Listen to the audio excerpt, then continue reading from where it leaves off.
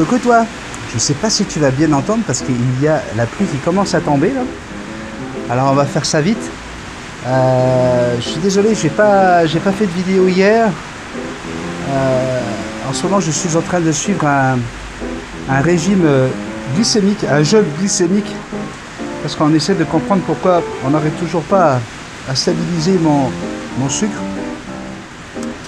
Et du coup ça me donne des sensations d'hypoglycémie. Ce qui n'est pas vrai, hein, parce que je suis toujours avec des chiffres très hauts. Mais voilà, j'étais un peu... c'est des choses qui arrivent. J'ai fait une émission hier formidable. Formidable parce que j'ai l'impression vraiment, encore une fois, avec un SOS d'un auditeur, d'avoir pu aider quelqu'un. Ce qui m'a appelé après pour me dire merci, et il était rassuré. Et je pense que je l'ai aidé lui, puis plein d'autres personnes derrière. Parce que l'histoire est à la fois simple et triste et touchante, parce que c'est un jeune homme de 23 ans, que j'ai pu le voir sur Messenger, un beau gosse, tu vois, le beau gosse, et la chose c'est qu'il a grandi dans une religion que je ne nommerai pas ici, dans laquelle les relations sexuelles sont complètement prohibées, hein. C'est interdit, même pas de flirt, rien du tout. Avant le mariage, tu ne dois pas avoir de relation de quoi que ce soit avec un partenaire. Et donc, il se retrouve aujourd'hui excommunié de cette religion. Et à 23 ans, il est puceau. Et ça fait 6 mois hein, qu'il est en relation avec une nana. Et elle, je pense qu'elle ne doit pas être pucelle. Et du coup, elle a envie de passer à l'étape supérieure, quoi. Elle a envie de jouer au docteur, tu vois. Sauf que lui, il n'a pas le stéthoscope, il n'a pas l'habitude, il ne sait pas comment ça fonctionne, il n'a pas le mode d'emploi. Alors, il m'a appelé vendredi dernier, il me dit voilà, je t'explique mon cas et tout ça, je ne sais vraiment pas comment m'y prendre, j'ai peur, peut-être que les auditeurs vont pouvoir m'aider, les auditeurs ou les auditrices qui ont déjà vécu quelque chose de similaire. Comment elle réagit si je lui dis avant? Est-ce que je dois lui dire? Ou est-ce que je dois lui cacher ça? Je ne sais pas comment m'organiser. Enfin bref, c'était vraiment, on aurait dit un petit garçon, quoi. Un petit garçon, un jeune de 18 ans qui veut apprendre les choses. Alors, je suis allé voir les statistiques déjà, et puis je l'ai rassuré. J'ai dit, tu sais, la moyenne, c'est 17 ans. Hein. La moyenne nationale, c'est 17 ans, et ça fait des années que c'est comme ça pour les garçons, et 17 ans, 6 pour les filles. Hein, ce qui a bien changé. Hein. Il y a 60 ans, on avait 4 ans de différence. Hein. Les filles attendaient 22 ans. Pour faire leur premier jouer au docteur pour la première fois pour de vrai, hein, je parle comme ça parce qu'on a quand même des jeunes ados hein, sur la chaîne, donc c'est juste parce que voilà, je ne vais pas utiliser des termes plus précis, et donc je l'ai rassuré. Et ce qui a été magnifique, ça a été les appels des auditrices, parce que c'est que des auditrices qui sont intervenues pour le féliciter d'être comme ça à 23 ans, parce que c'est rare aujourd'hui. La sexualité a été banalisée. Les gamins même de 10-11 ans aujourd'hui ont une proximité avec la pornographie qui fait que ce qu'on voit dans la pornographie, et là je m'adresse aux plus jeunes du coup, ne vous fiez pas à ce que vous voyez ou ce que les copains vont vous montrer en vidéo sur leur téléphone ou sur ton téléphone. Ne te fie pas à ça. Tout ça là, c'est loin de la vérité, c'est loin de la réalité, et on ne doit pas considérer l'autre comme un objet, comme un jouet. On peut pas continuer à laisser des jeunes ados penser ce genre de choses, parce que c'est ce qui amène aujourd'hui à de graves actes criminels, hein, où on banalise tout et où des jeunes filles vont se sentir obligées de faire certaines choses. Alors si tu es une jeune fille, et là tu vois, je pense à Louane par exemple, je sais que Louane est avec sa maman à regarder mes vidéos, tu dois jamais laisser quelqu'un jouer avec ton corps, utiliser ton corps comme il l'entend. C'est ton corps. Ne laissez personne toucher à votre corps si vous n'en avez pas envie. D'accord? Et encore une fois, la douleur n'est pas autorisée. D'accord? On peut passer par certaines choses, mais tant que ça fonctionne, tant que ça vous fait plaisir, tant que ça vous amuse, tu vois, Des fois, ah putain, on se prend une petite fessée là, ping, ah c'est rigolo, hein, ça c'est rigolo. Mais après, il n'y a plus de limite, d'accord? Donc, ces auditrices n'ont pas arrêté de lui dire, d'abord, prends ça tranquillement, reste zen, arrête de tout programmer, parce que dans une relation amoureuse et dans une relation sexuelle, eh bien, il y a tout ce qui vient avec, le romantisme, la douceur, le regard, le partage, toutes ces choses-là. Et écoutez, ça a été formidable, parce que je l'ai eu au téléphone à la fin de l'émission, et ce garçon, on sentait qu'on venait de lui enlever un énorme poids sur les épaules, et je pense que c'est un poids qui pèse sur beaucoup de jeunes, hein, ados, et de jeunes adultes qui ne savent pas justement comment ça va se passer. Laissez-vous aller, tranquille. Ne programmez rien. Ne dites pas, tiens, je vais allumer la lumière là, et je vais éteindre celle du fond, parce que celle-là, ça va être comme ça, je vais mettre tel disque, etc. Parce que vous êtes en train vous-même de vous créer votre stress, et il n'y a rien de pire comme ennemi que le stress. Ouais.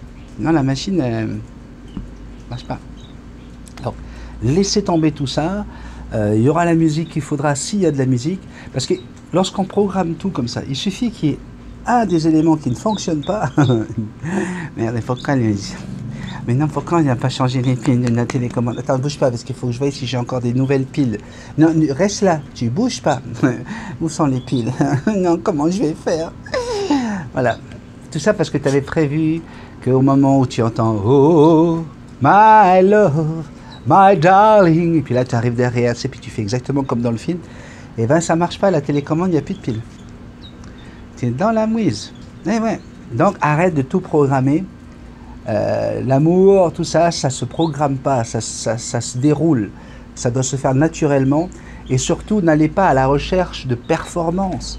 N'essayez pas de faire comme l'autre ou comme un copain t'a raconté. Parce que déjà, quand un copain te raconte quelque chose, là aussi, c'est comme la pornographie. C'est jamais dans la réalité. Mais non, il faut toujours qu'il exagère. Mais oui, bien sûr. Mais non, mais oui, ben oui.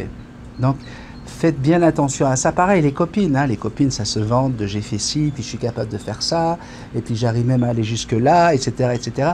Tout ça, c'est du blabla, hein, c'est beaucoup de fantasmes, c'est répéter des choses qu'on a vues, mais pas forcément qu'on a vécues. Hein. Pourquoi je parle ça sur une chaîne de perroquet? Parce que c'est ma chaîne et j'en fais ce que je veux d'abord. Ok. Voilà, donc j'avais envie de partager ça parce que c'était un bon moment de ma journée.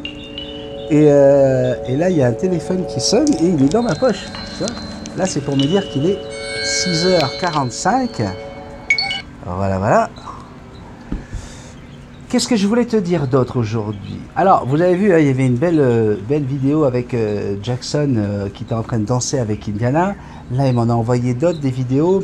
Alors, il y a des vidéos où on voit beaucoup son piquage. Hein, parce que selon le plan qu'on a, hein, on ne voit pas le corps de l'animal. Hein, on voit ses plumes, ses ailes, pardon, ça, tout ça, ça va bien.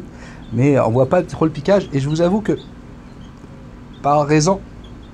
Pas forcément par raison d'esthétique, parce que moi je la vois, et puis c'est juste pour éviter que des gens soient capables de venir me faire du mal avec ça.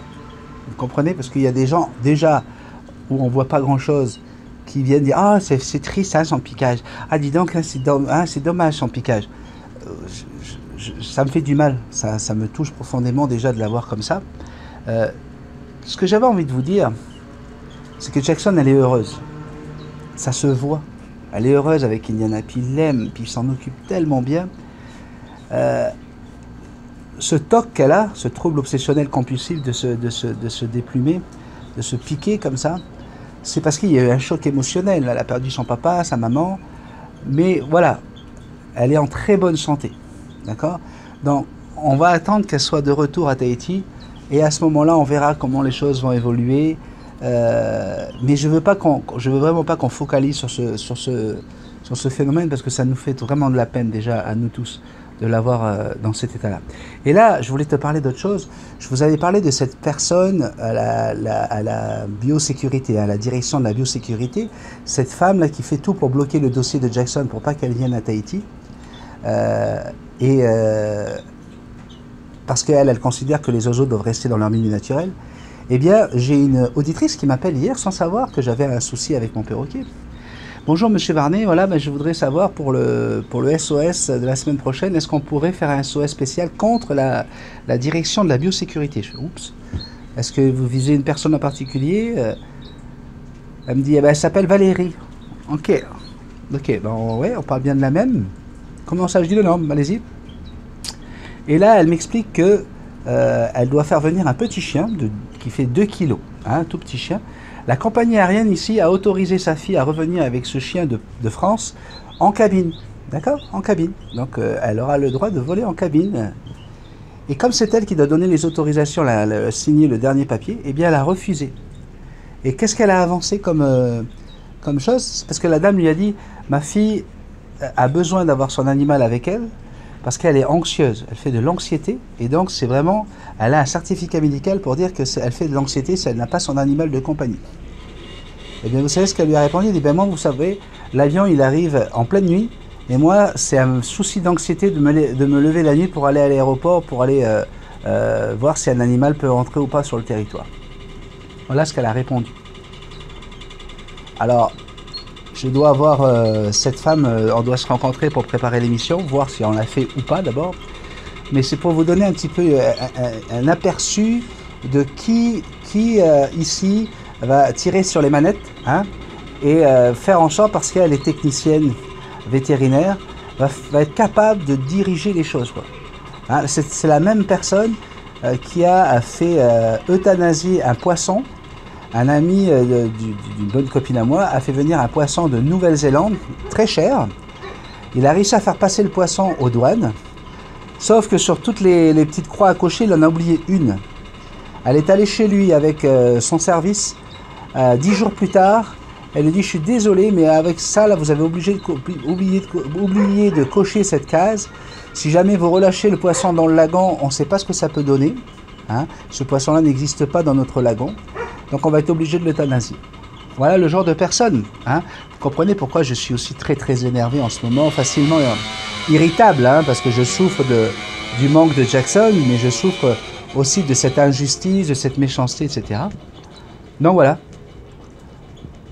En tout cas, j'ai pas terminé de me battre. Je peux vous dire, j'ai pas terminé de me battre. Voyez, regardez, avec ce jeune glycémique, je vous dis pas des bêtises. Hein. Je suis en train de dégouliner. Tout simplement parce que mon sucre est en train de se dérégler complètement. Et pourtant, je suis très bien là. Je suis dans le... Comme on dit sur mon appareil, je suis dans le vert. Vous voyez? Vous voyez, regardez, je suis vraiment dans ma zone verte. Bon, alors, je suis quand même haut. Hein, 131, c'est... Pour quelqu'un de normal, hein, il faut être à 70. Hein, entre 60 et 70. Mais moi, c'est la cible. Je suis dans la cible que je dois viser. Mais comme j'ai déjà, je vais en général, je monte à plus de 350. Et bien là, pour moi, je suis en hypo, là. Enfin, bref. Donc voilà, j'ai partagé avec toi ce que j'avais sur le cœur aujourd'hui. C'est tout. Qu'est-ce que tu dis? J'ai toujours mes petits oiseaux qui sont là-haut. Ouais. Je leur mets un repas par jour maintenant, le matin uniquement, et la moitié de la mangeoire, pour que le reste de la journée, ils puissent aller chercher à manger ailleurs. Voilà, voilà. D'ailleurs, ils sont plus derrière là-bas. Ils sont sur le côté, comme ça me... Regarde. Hop. Tu vois? Ils sont tous sur leur mangeoire. Regarde le petit bébé avec son papa. Bon ben voilà. Je te fais un gros bisou magique. Je t'aime.